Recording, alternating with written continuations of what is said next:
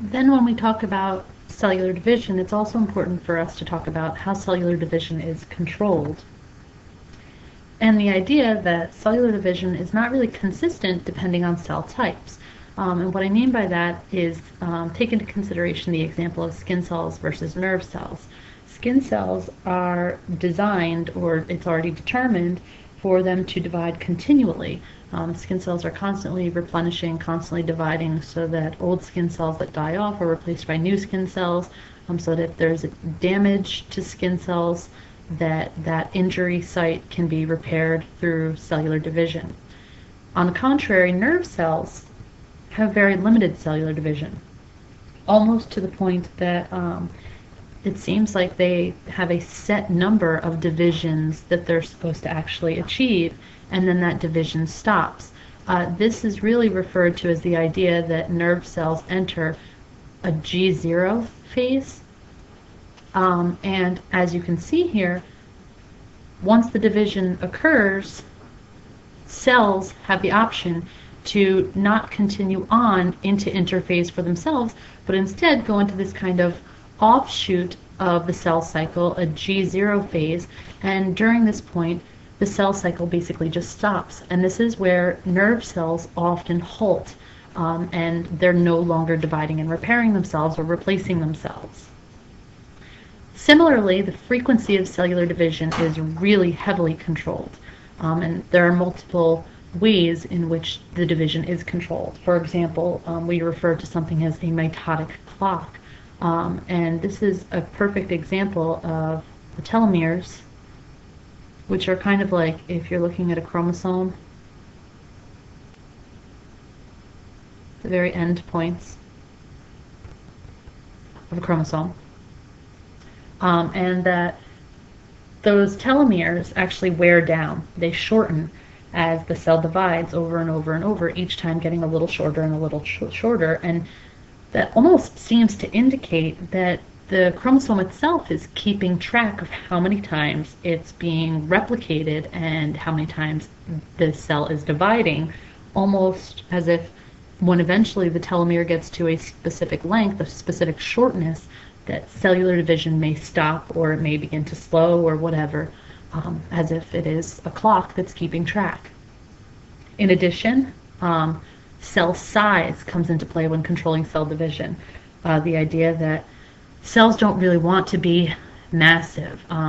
So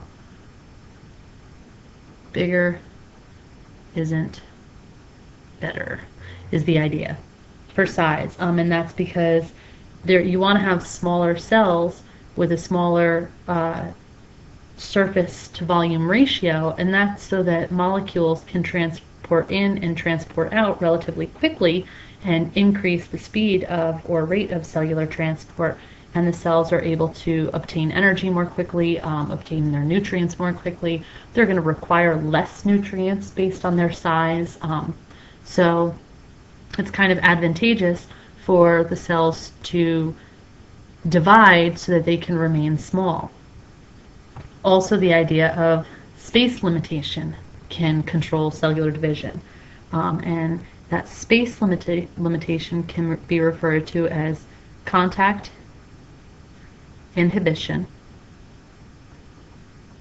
or it can also be called density dependent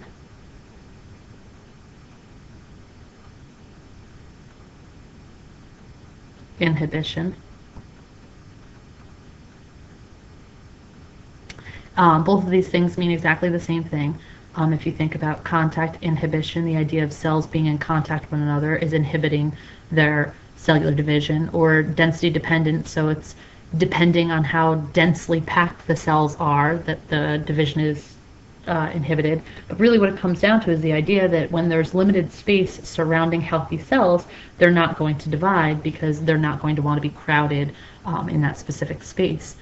So when there is more space available, they're going to divide. Less space means less division. Proteins that control cellular division, we have a really perfect example are kinases